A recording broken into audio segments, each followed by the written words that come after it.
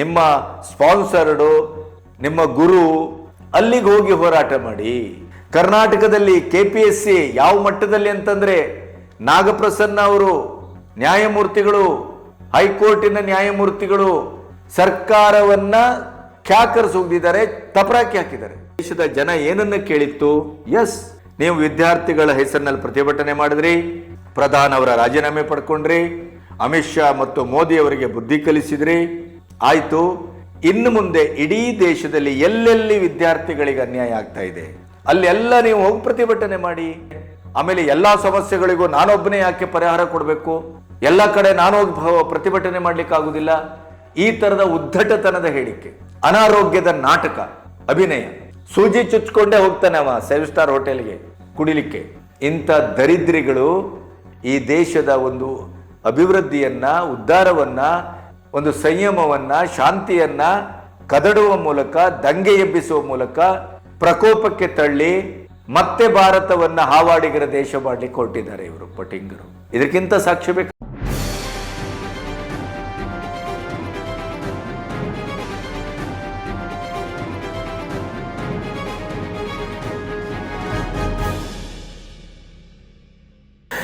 ನಮಸ್ತೆ, B Ganapati news ಚಾನೆಲ್ಗೆ ಸ್ವಾಗತ.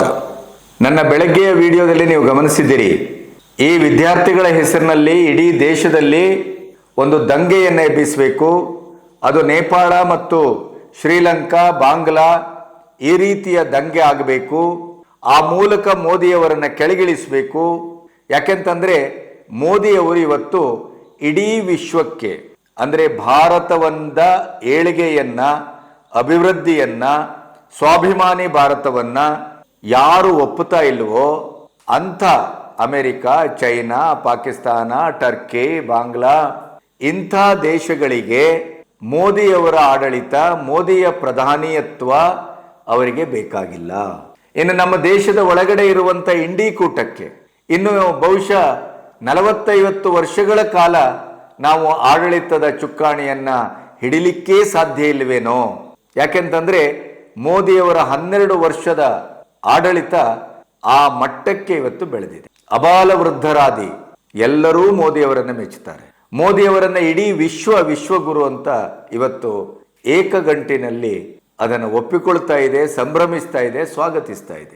ಆತ್ಮನಿರ್ಭರ ಭಾರತ ಮತ್ತು ಭಾರತದ ಜಂಜಿಗಳನ್ನ ಯಾವ ರೀತಿ ಒಂದು ಮೋಟಿವೇಟ್ ಮಾಡಬೇಕು, ಈ 12 ವರ್ಷದಲ್ಲಿ ಭಾರತದ ಯುವ ಸಮುದಾಯವನ್ನ ಮೋದಿಯವರು ಪ್ರಧಾನಿಯಾಗಿ, ಹಿರಿಯರಾಗಿ ಅವರನ್ನ ಯಾವ ರೀತಿ ಒಂದು ಆತ್ಮವಿಶ್ವಾಸದ ಮಹಾಪ್ರಸ್ಥಾನಕ್ಕೆ ಹೇಗೆ ಒಳಮಾಡಿದ್ದಾರೆ ಅಂತಂದ್ರೆ, ಇವತ್ತು ಒಲಿಂಪಿಕ್ಸ್ ಅಲ್ಲಿ ಅಲ್ಲಿ ಇಲ್ಲಿ ಪ್ರತಿ ಒಂದು ಕಡೆ ನಮ್ಮ ಯುವ ಸಮುದಾಯದ ನಿರ್ಣಾಯಕವಾದಂಥ ಸಾಧನೆ, ಸಾರ್ಥಕತೆಯನ್ನು ನಾವು ಗಮನಿಸಬಹುದು. ಆರ್ಥಿಕವಾಗಿ ಭಾರತ ಅತ್ಯಂತ ವೇಗವಾಗಿ ಬೆಳೀತಾ ಇರುವಂತ ದೇಶ. ಈ ಎಲ್ಲದರ ಮಧ್ಯೆ ನುಂಗಲಾರದ ತುತ್ತು ಯಾರಿಗೆ ಅಂತಂದ್ರೆ, ದೇಶದ ಹೊರಗಿನವ್ರಿಗಂತೂ ಸಹಜವೇ. ಹಿರಿಯಣ್ಣ ಅಮೆರಿಕ ಮತ್ತು ಚೈನಾ ಅವರ ಬುಡಕ್ಕೆ ಇವತ್ತು ಬೆಂಕಿ ಬೀಳುವ, ಅಥವಾ ಅವರ ಬುಡವನ್ನೇ ಕತ್ತರಿಸುವ, ಅಥವಾ ಅವರ ನೆಲೆಗಟ್ಟಿನನ್ನೇ ಭಾರತ ಮುಂದೊಂದು ದಿನ ನಿರ್ವಹಿಸಬಹುದಾದಂಥ ಸಂದರ್ಭ ಬರುವ ಎಲ್ಲ ಸೂಚನೆಯೂ ಕಾಣ್ತಾ ಇರುವಾಗ ಅಂತ ಸಮರ್ಥ ನಾಯಕನನ್ನ ಅವರು ಒಪ್ಪಿಕೊಳ್ಳುವುದಾದರೂ ಹೇಗೆ? ಹಾಗಾಗಿ ಭಾರತದ ಒಳಗಿನ ವಿಪಕ್ಷಗಳಿಗೆ ಅಧಿಕಾರ ಇಲ್ಲದೆ ಇರುವ ಚಡಪಡಿಕೆ, ಅಧಿಕಾರಕ್ಕೆ ಬರುವ ಯಾವ ಸೂಚನೆಯೂ ಇಲ್ಲ.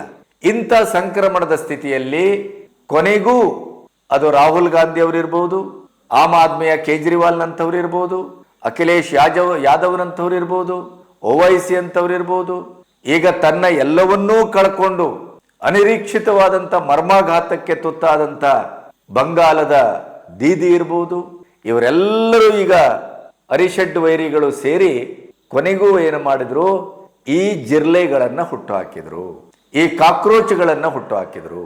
ಆ ಮೂಲಕ ಇವತ್ತಿನ ಸೋಷಿಯಲ್ ಮೀಡಿಯಾವನ್ನ ಬಳಸಿಕೊಂಡು ಫೇಕ್ ಐಡಿಗಳ ಮೂಲಕ, ಫೇಕ್ ವ್ಯೂಸ್ಗಳ ಮೂಲಕ ಒಂದು ಹೈ ಡ್ರಾಮಾವನ್ನ ಸೃಷ್ಟಿಸಿ ಒಂದು ಮಟ್ಟಕ್ಕೆ ಅವರು ಯಶಸ್ವಿಯೂ ಆದರು. ಭಾರತದ ಪ್ರಭುತ್ವವನ್ನು ಒಂದು ಹಂತಕ್ಕೆ ಜರ್ಕ್ಗೊಳಿಸುವ, ಅದನ್ನ ಒಂದು ಅಲ್ಲಾಡಿಸುವ, ಮೋದಿ ಅಂತವರನ್ನು, ಅಮಿತ್ ಶಾ ಅಂತವರನ್ನು ಧತಿಗೆಡಿಸುವ ಮಟ್ಟಕ್ಕೆ ಜಂತರ್ ಮಂತರ್ನಲ್ಲಿ 36 ದಿನದ ಪ್ರತಿಭಟನೆ ನಡೆಯಿತು. ಎಲ್ಲೆಲ್ಲಿಂದ ಏನೇನು ಬಂತು, ಯಾರ್ಯಾರಾದ್ರೂ ಹಿಂದಿದ್ದಾರೆ, ಯಾವ ಭಯೋತ್ಪಾದಕ ಸಂಘಟನೆ ಇದೆ, ಫುಡ್ಡು ಪಾಕಿಸ್ತಾನದಿಂದ, ಬ್ರಿಟನ್ನಿಂದ, ಅಮೆರಿಕದಿಂದ, ಎಲ್ಲೆಲ್ಲಿಂದ ಹಣ, ಎಲ್ಲಿಂದ ಕೋಟಿ ಕೋಟಿ ಕೋಟಿಗಳನ್ನ ಈ 36 ದಿನದಲ್ಲಿ ಚೆಲ್ಲಲಾಗಿದೆ. ಎಲ್ಲಿಂದ? ಇವರ ಅಪ್ಪನ ಮನೆಯಿಂದ ಬಂತು. ಇವೆಲ್ಲವೂ ಈ ದೇಶದಲ್ಲಿ ನಡೆದಿದೆ. 1.5 ತಿಂಗಳಲ್ಲಿ ಕಂಡು ಕೇಳರಿಯದಂತ ಒಂದು ಭಾರತದ ಚಿತ್ರಣ ನಮ್ಮ ಕಣ್ಣೆದುರು ಇದೆ. ಆದರೆ ಇದೆಲ್ಲವನ್ನೂ ನಿರ್ವಹಿಸುವಂತ ಒಂದು ಚಾಣಾಕ್ಷತನ, ದಕ್ಷತೆ, ದೂರದರ್ಶಿತ್ವ, ಇದು ಬಂಗಾಲ ಅಲ್ಲ. ಈಗಿನ ಬಂಗಾಲವನ್ನು ನೀವು ನೋಡ್ತಾ ಇರುವಂತ ಬಂಗಾಲ ನಿಜವಾದ ಬಂಗಾಲ. ಆ ಮೂಲಕ ಪ್ರಪಂಚಕ್ಕೆ, ದೇಶಕ್ಕೆ ಒಂದು ವಿಶೇಷವಾದಂತ ಸೂಚನೆಯನ್ನ, ಸಂಜ್ಞೆಯನ್ನ ಆಗಲೇ ಕಳಿಸಿ ಆಗಿದೆ. ಜಂಜಿಗಳ ಮೂಲಕ ನೀವು ಭಾರತವನ್ನ ನಾವು ಉರುಳಿಸ್ತೇವೆ. ಇವರೆಲ್ಲರಿಗೂ ಇದ್ದಂತ ಒಂದು ವಿಶ್ವಾಸ ಏನು ಅಂತಂದ್ರೆ, ವಿಶ್ವದಲ್ಲಿ ಅತ್ಯಂತ ಹೆಚ್ಚು ಯುವ ಸಮುದಾಯವನ್ನ ಹೊಂದಿದಂತ ದೇಶ ಭಾರತ. ಹಾಗಾಗಿ ಆ ಯುವ ಸಮುದಾಯಕ್ಕೆ ಒಂದು ತಪ್ಪು ತಿಳುವಳಿಕೆಯ ಮೂಲಕ ಅವರ ಒಂದು ಆ ವಯಸ್ಸಿನ ತಲ್ಲಣ, ತಳಮಳ, ಉತ್ಸಾಹ, ಅದಕ್ಕೆ ಬೆಂಕಿ ಹಚ್ಚುವ ಮೂಲಕ ನಾವು ಮೋದಿಯವರನ್ನ ಕೆಳಗಿಳಿಸುವ ತಂತ್ರದಲ್ಲಿ ಸಫಲರಾಗ್ತೇವೆ ಅನ್ನುವಂಥ ಒಂದು ಉಮೇದಿನಲ್ಲಿ ಇವರೆಲ್ಲರೂ ಸಂಘಟಿತರಾಗಿ ಹೊರಟರು. ಆದರೆ ಭಾರತ ಮಾತೆ ತನ್ನದೇ ಆದಂಥ ಒಂದು ಧೀಮಂತಿಕೆಯನ್ನ, ಯೋಜನೆಯನ್ನ ಹೊಂದಿದೆ. ಈ ನೆಲಕ್ಕೆ ತನ್ನನ್ನು ರಕ್ಷಿಸಿಕೊಳ್ಳುವ ಗುಣ ಅನಾದಿ ಕಾಲದಿಂದಲೂ ಇದೆ. ಅದು ಇವತ್ತು ಶ್ರುತಪಟ್ಟಿದೆ, ಅದು ಇವತ್ತು ಪ್ರಾದುರ್ಭಾವಗೊಂಡಿದೆ, ಅದು ಇವತ್ತು 100ಕ್ಕೆ 100 ನಮ್ಮ ಕಣ್ಣೆದುರು ಸತ್ಯವಾಗಿ ನಿಂತಿದೆ. ಅಭಿಜಿತ್ ದೀಪ್ಗೆ ಅಂತ ಇಡೀ ತಂಡವನ್ನ ಇವತ್ತು ಕಾನೂನಾತ್ಮಕವಾಗಿ, ಸಂವಿಧಾನಾತ್ಮಕವಾಗಿ ಯಾವ ರೀತಿ ಜನರೇ ಪ್ರಶ್ನಿಸ್ತಾ ಇದ್ದಾರೆ ಮತ್ತು ಜನರೇ ಕಟ್ಟಾಗ್ತಾ ಇದ್ದಾರೆ ಅನ್ನೋದಕ್ಕೆ ನಿಮಗೆ ಬೆಳಗ್ಗೆಯ ವಿಡಿಯೋದಲ್ಲಿ ಹೇಳಿದ್ದೆ. ಅದೇ ಈಗ ಈ ಅಭಿಜಿತ್ ದೀಪ್ಕೆಯ ಬಣ್ಣ, ಮುಖವಾಡ, ಇವನ ಆಕ್ಟಿಂಗು ಎಲ್ಲವೂ ಬಟ್ಟಂಬಯಲಾಗಿದೆ.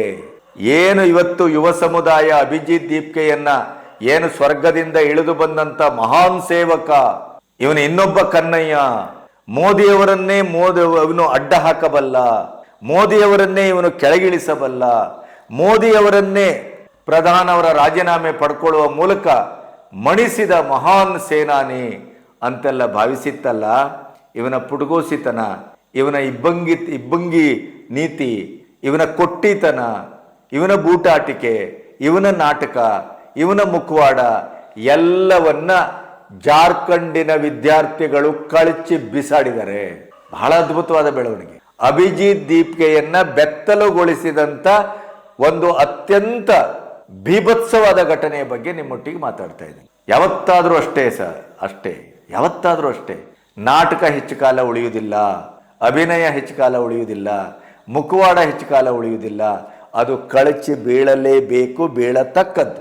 ಅಭಿಜಿತ್ ದೀಪ್ಕೆಯ ನಿಜವಾದಂಥ ಬಣ್ಣ ಇವತ್ತು ಸಂಪೂರ್ಣವಾಗಿ ಬೆತ್ತಲಾಗಿ ನಿಂತಿದೆ. ಅಂಥ ಘಟನೆಯ ಬಗ್ಗೆ ನಿಮ್ಮೊಟ್ಟಿಗೆ ಹಂಚ್ಕೋಬೇಕು. ಇಲ್ಲಿಯವರೆಗೆ ನನ್ನ ಚಾನಲನ್ನು ಸಬ್ಸ್ಕ್ರೈಬ್ ಮಾಡದೇ ಇದ್ದರೆ ಸಬ್ಸ್ಕ್ರೈಬ್ ಮಾಡಿ. ಸ್ವತಂತ್ರ ಪತ್ರಿಕೋದ್ಯಮಕ್ಕೆ ಬೆಂಗಾವಲಾಗಿ ಮತ್ತೆ ನಿಮ್ಮ ಅಭಿಪ್ರಾಯವನ್ನು ನೇರವಾಗಿ, ನಿಷ್ಠುರವಾಗಿ ಕಮೆಂಟ್ ಬಾಕ್ಸ್ನಲ್ಲಿ ದಾಖಲಿಸಿ. ನೋಡಿ, ಈ ಜಿರ್ಲೆಗಳಿಗೆ ಇಡೀ ದೇಶ ಒಂದು ಪ್ರಶ್ನೆಯನ್ನು ಮಾಡಿತ್ತು. ನೀವು 36 ದಿನ ಫೈಟ್ ಮಾಡಿದ್ರಿ, ನಿಮ್ಮೊಟ್ಟಿಗೆ ಯಾರು ಬಂದರು, ಏನಾಯಿತು, ಅದರ ಪರಿಣಾಮ ಏನು? ಜುಲೈ 20 ನಾವು ಹಿಂಸಾತ್ಮಕವಾದಂಥ ಈ ದೇಶದ ಒಂದು ಪರಿಸ್ಥಿತಿಯನ್ನ, ಬರ್ಬರತೆಯನ್ನ ನಾವು ನೋಡಿದೆವು. ಅದರಲ್ಲಿ ಯಾರ್ಯಾರಿದ್ರು, ಏನೇನಿದ್ರು ಅದೆಲ್ಲ ನಮಗೆ ಹೇಳಿ ಹೇಳಿ ಹೇಳಿ ನಮ್ಮ ತುಟಿ ಒಣಗುವಷ್ಟು ನಾವು ಹೇಳಿಬಿಟ್ಟಿದ್ದೇವೆ, ನಿಮಗೆ ಗೊತ್ತಿದೆ.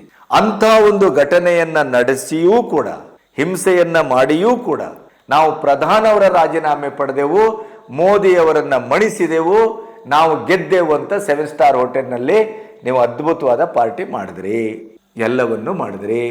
ಏನು ಹೇಳಿದ್ರಿ? ಈ ದೇಶದಲ್ಲಿ ಇದು ಆರಂಭ, ಇನ್ನು ಮುಂದೆ ನಡೆಯುವ ಯಾವುದೇ ಸಮಸ್ಯೆ, ಯಾವುದೇ ಒಂದು ಸರ್ಕಾರದ ವಿರುದ್ಧ ಹೋರಾಟಕ್ಕೆ ನಾವು ಸಿದ್ಧ, ದೇಶಾದ್ಯಂತ ನಮ್ಮ ಹೋರಾಟ ಭುಗಿಲೇಳುತ್ತದೆ ಅಂತ ಕರೆ ಕೊಟ್ರಿ.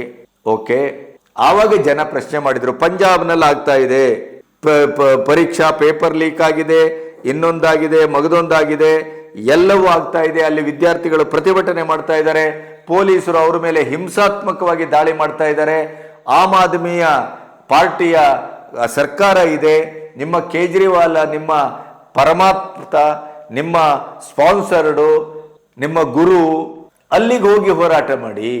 ಕರ್ನಾಟಕದಲ್ಲಿ KPSC ಯಾವ ಮಟ್ಟದಲ್ಲಿ ಅಂತಂದ್ರೆ ನಾಗಪ್ರಸನ್ನ ಅವರು ನ್ಯಾಯಮೂರ್ತಿಗಳು, ಹೈಕೋರ್ಟಿನ ನ್ಯಾಯಮೂರ್ತಿಗಳು ಸರ್ಕಾರವನ್ನ ಕ್ಯಾಕರ್ಸ್ ಹೋಗಿದ್ದಾರೆ, ತಪರಾಕಿ ಹಾಕಿದ್ದಾರೆ. ಸರ್ಕಾರ ಇದೆಯೋ ಇಲ್ಲವೋ ಅಂತ ಕೇಳಿದ್ದಾರೆ. ಏನು ಕಣ್ಣು ಒರೆಸ್ಲಿಕ್ಕೆ ಅಂತ CID ತನಿಖೆ ಮಾಡಿ ಅದನ್ನ ಬಚಾವ್ ಮಾಡ್ಕೊಳ್ಳಿಕ್ಕೆ ಅಂತ ಹೊರಟಿದ್ದೀರಾ? CBI ತನಿಖೆ ಯಾಕಾಗಬಾರದು ಅಂತ ನ್ಯಾಯಮೂರ್ತಿಗಳು ನೇರವಾಗಿ ಕೇಳಿದ್ದಾರೆ. ಆದರೆ ಈ ಕಾಕ್ರೋಚ್ಗಳು, ಈ CJP ಕರ್ನಾಟಕಕ್ಕೆ ಯಾಕೆ ಬರಲಿಲ್ಲ? ಯಾಕೆಂತಂದ್ರೆ ರಾಹುಲ್ ಗಾಂಧಿ ಬೂಟ್ ನೆಕ್ತಾ ಇದ್ದಾರೆ ಇವರು. ಇನ್ನು ಇವರ ಜನಕ, ಇವರ ಅಪ್ಪ ಯಾರು? ಆಮ್ ಆದ್ಮಿಯ ಕೇಜ್ರಿವಾಲು. ಅವ್ರ ಸರ್ಕಾರ ಎಲ್ಲಿದೆ? ಪಂಜಾಬ್ ಅಲ್ಲಿದೆ. ಹಾಗಾಗಿ ಇವರು ಅಲ್ಲಿಗೆಲ್ಲ ಹೋಗುದಿಲ್ಲ. ಇವರು ಹೋಗುದಲ್ಲಿ BJP ಸರ್ಕಾರ ಎಲ್ಲಿದೆ, ರಾಮಕೃಷ್ಣರ ಜಪ ಎಲ್ಲಿ ನಡೀತಾ ಇದೆ, ಅಲ್ಲಿಗೆ ಇವರು ದಾಳಿ ಮಾಡ್ತಾರೆ. ಇವರಿಗೆ BJP ಸರ್ಕಾರ ಇದ್ದಲ್ಲೆಲ್ಲ ಇವರದ್ದು ಪ್ರತಿಭಟನೆ, ರಾಮನ ವಿರುದ್ಧ ಪ್ರತಿಭಟನೆ, ಕೃಷ್ಣನ ವಿರುದ್ಧ ಪ್ರತಿಭಟನೆ, ನಮ್ಮ ದೇಶದ ಅಸ್ಮಿತೆಯ ವಿರುದ್ಧ ಪ್ರತಿಭಟನೆ, ಸನಾತನ ಧರ್ಮದ ವಿರುದ್ಧ ಪ್ರತಿಭಟನೆ. ಮುಖ ಯಾವುದು? ವಿದ್ಯಾರ್ಥಿಗಳು. ಆಯುಧ ಯಾವುದು? ವಿದ್ಯಾರ್ಥಿಗಳು. ಗುರಾಣಿ ಯಾವುದು? ವಿದ್ಯಾರ್ಥಿಗಳ ಹೆಸರಿನಲ್ಲಿ ಇವರ ಬೇಳೆ ಬೇಯಿಸ್ಕೊಳ್ಳಿಕ್ಕೆ, ಇವರ ಒಂದು ಸ್ವಹಿತಾಸಕ್ತಿಯನ್ನ ಬೇಯಿಸ್ಕೊಳ್ಳಿಕ್ಕೆ, ಇವರಿಗೆ ಹಣ ಮಾಡಲಿಕ್ಕೆ, ಇವರಿಗೆ ರಾಜಕೀಯ ಮಾಡಲಿಕ್ಕೆ, ಇವರ ಸ್ಥಾನಮಾನ ಗೌರವವನ್ನ, ಐಷಾರಾಮಿತನವನ್ನ. ಜಂತರ್ ಮಂತರ್ನಲ್ಲಿ ಇಂಥ ಒಂದು ಐಷಾರಾಮಿ ಪ್ರತಿಭಟನೆ 75 ವರ್ಷದಲ್ಲಿ ನಡೆದಿಲ್ಲ. ಅಂತ ಐಷಾರಾಮಿಯಾದಂತ ಪ್ರತಿಭಟನೆ. ದೇಶದ ಜನ ಏನನ್ನ ಕೇಳಿತ್ತು? ಎಸ್, ನೀವು ವಿದ್ಯಾರ್ಥಿಗಳ ಹೆಸರಿನಲ್ಲಿ ಪ್ರತಿಭಟನೆ ಮಾಡಿದ್ರಿ, ಪ್ರಧಾನಿ ಅವರ ರಾಜೀನಾಮೆ ಪಡ್ಕೊಂಡ್ರಿ, ಅಮಿತ್ ಶಾ ಮತ್ತು ಮೋದಿ ಅವರಿಗೆ ಬುದ್ಧಿ ಕಲಿಸಿದ್ರಿ, ಆಯ್ತು. ಇನ್ನು ಮುಂದೆ ಇಡೀ ದೇಶದಲ್ಲಿ ಎಲ್ಲೆಲ್ಲಿ ವಿದ್ಯಾರ್ಥಿಗಳಿಗೆ ಅನ್ಯಾಯ ಆಗ್ತಾ ಇದೆ ಅಲ್ಲೆಲ್ಲ ನೀವು ಹೋಗಿ ಪ್ರತಿಭಟನೆ ಮಾಡಿ. ಆದರೆ ಇವರು ಪಂಜಾಬ್ಗೆ ಬರಲಿಲ್ಲ, ಕರ್ನಾಟಕಕ್ಕೆ ಬರಲಿಲ್ಲ. ಅದಕ್ಕಿಂತ ಬೀಭತ್ಸವಾದದ್ದು ಈಗ ಹೇಳ್ತಾನೆ ಕೇಳಿ. ಜಾರ್ಖಂಡ್ನಲ್ಲಿ JPSC ಹಗರಣ, ಪೇಪರ್ ಲೀಕ್, ಆಮೇಲೆ ರಿಕ್ರೂಟ್ಮೆಂಟ್ನಲ್ಲಿ ಮೋಸ, ವಂಚನೆ, ದಗಲಬಾಜಿತನ, ಭ್ರಷ್ಟಾಚಾರ ಎಲ್ಲವೂ ನಡೀತಾ ಇದೆ. ಜಾರ್ಖಂಡಿನಲ್ಲಿ 30,000ಕ್ಕೂ ಹೆಚ್ಚು ವಿದ್ಯಾರ್ಥಿಗಳು ಪ್ರತಿಭಟನೆಗಿಳಿದಿದ್ದಾರೆ. ಆ ಪ್ರತಿಭಟನೆಯಲ್ಲಿ ಅವರನ್ನು ಎಷ್ಟು ಹಿಂಸಾತ್ಮಕವಾಗಿ ನಡೆಸ್ಕೊಳ್ತಾ ಇದ್ದಾರೆ ಅಂತಂದ್ರೆ, ಕನಿಷ್ಠ ಮಟ್ಟದಲ್ಲಿ ಅವರಿಗೆ ತಲೆ ಮೇಲೆ ಒಂದು ಶೆಲ್ಟರ್ ಇಲ್ಲ. ಎಲ್ಲರೂ ಇದನ್ನ ಏನು ತಾಡ್ಪತ್ರೆಯನ್ನ ಹಿಡ್ಕೊಂಡು ಆ ಸುರಿಯುವ ಮಳೆ, ಚಳಿ, ಗಾಳಿ ಅಲ್ಲಿ ನಿಂತಿದ್ದಾರೆ. ಅದು ಕೂಡ ಗಾಳಿಗೆ ಹಾರೋಗ್ತಾ ಇದೆ. ಅವರೊಂದು ಕನಿಷ್ಠ ಮಟ್ಟದ ಒಂದು ವೇದಿಕೆಯನ್ನು ಮಾಡಿಕೊಂಡು ಒಂದು ಮಳೆಗಾಳಿ ಚಳಿಗೆ ಕನಿಷ್ಠ ಒಂದು ಸೂರನ್ನ ಮಾಡ್ಕೊಳ್ಳಿಕ್ಕೆ ಅಂತ ಒಂದಿಷ್ಟು ಸಾಮಗ್ರಿಗಳನ್ನ ತಂದ ವಾಹನವನ್ನು ಕೂಡ ಪೊಲೀಸರು ಬಿಟ್ಟಿಲ್ಲ.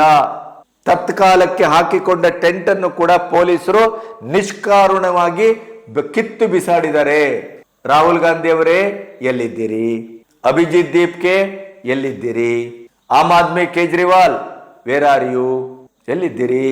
ಅಲ್ಲಿರುವ ಸರ್ಕಾರ ಯಾರ್ದು? ಸೋರೆನ್.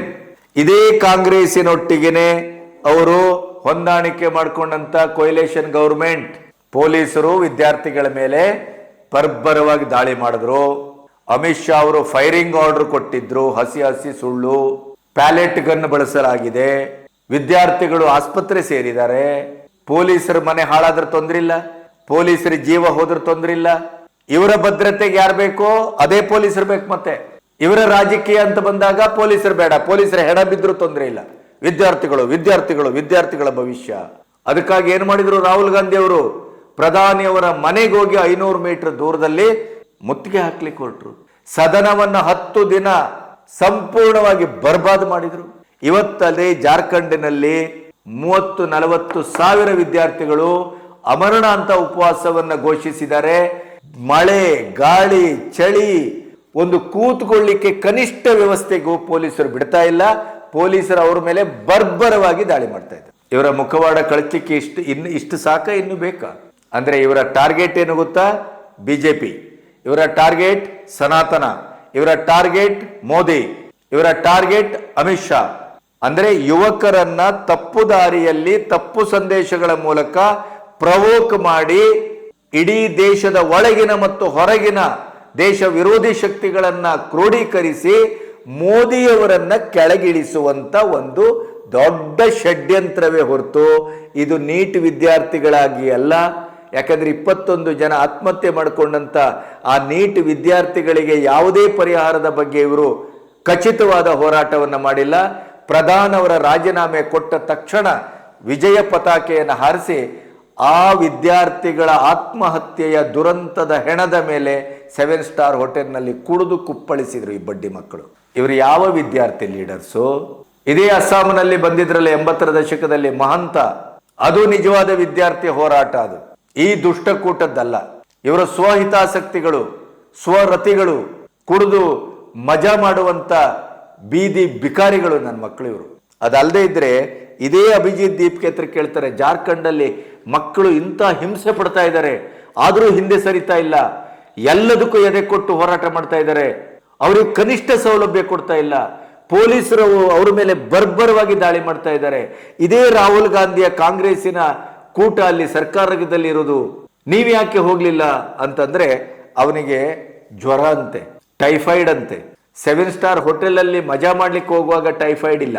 ಅದೇ ಇನ್ಸ್ಟಾದಲ್ಲಿ ಹೆಣ್ಮಕ್ಳ ಪ್ರಶ್ನೆಗಳಿಗೆ ಉತ್ತರಿಸಲಿಕ್ಕೆ ಹೋಗುವಾಗ ನನಗೆ ಯಾವ ಸಿನಿಮಾ ಇಷ್ಟ, ಯಾವ ಇದು ಇಷ್ಟ ಅದೆಲ್ಲ ಹೇಳುವಾಗ ಇವನಿಗೆ ಯಾವ ರೋಗವೂ ಇಲ್ಲ.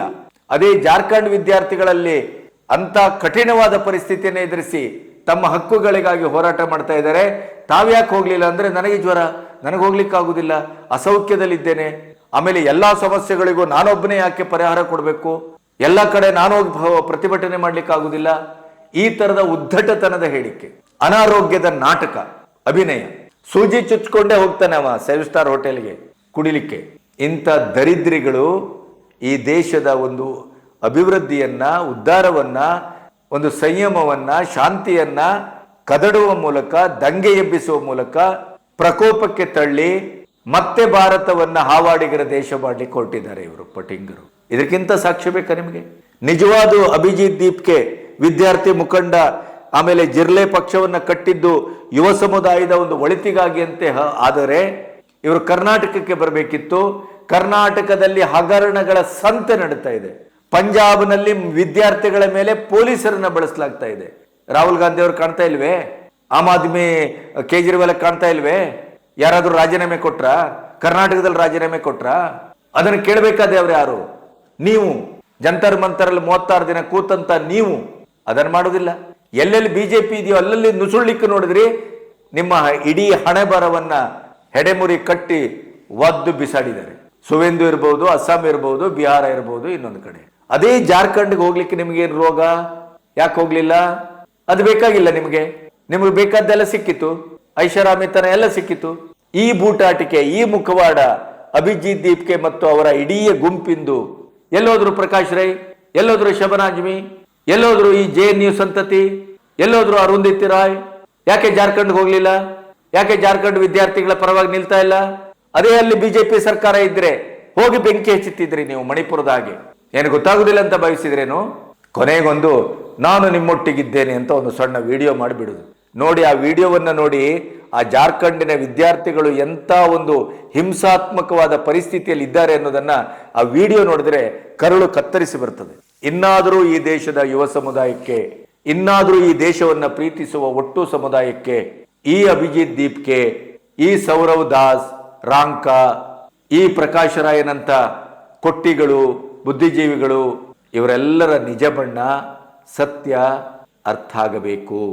ಇಂಥ ಘಟನೆಗಳೇ ಅವರನ್ನ ಸಂಪೂರ್ಣವಾಗಿ ಬೆತ್ತಲುಗೊಳಿಸ್ತಾ ಇದೆ. ನಾವು ಮಾಡಬೇಕಾಗಿಲ್ಲ. ಅವರು ತಮ್ಮ ನಿಜ ಬಣ್ಣದಿಂದ, ನಿಜ ವೇಷದಿಂದ ಜನರ ಎದುರು ಬಂದು ಬೆತ್ತಲಾಗ್ತಾ ಇದ್ದಾರೆ. ಇದು ನಿಮಗೆ ಅರ್ಥ ಆಗತ್ತೆ ಅಂತ ಭಾವಿಸ್ತೇನೆ. ಈ ವಿಡಿಯೋವನ್ನು ಹೆಚ್ಚು ಶೇರ್ ಮಾಡಿ, ಅದರ ಜೊತೆಗೆ ನಿಮ್ಮ ಅಭಿಪ್ರಾಯವನ್ನು ಕಮೆಂಟ್ ಮೂಲಕ ತಿಳಿಸಿ. ನಾವೆಲ್ಲರೂ ಸೇರಿ ಈ ದೇಶವನ್ನು ಕಟ್ಟಬೇಕಾಗಿದೆ. ಈ ದೇಶ ಕಟ್ಟುವ ಕೈಗಳಿಗೆ ನಾವೆಲ್ಲರೂ ಒಂದು ಶಕ್ತಿ ತುಂಬಬೇಕಾಗಿದೆ. ಇಂಥ ಪಟಿಂಗರನ್ನು ಈ ದೇಶದಿಂದ ಒದ್ದೋಡಿಸಬೇಕಾಗಿದೆ. ನಮಸ್ತೆ.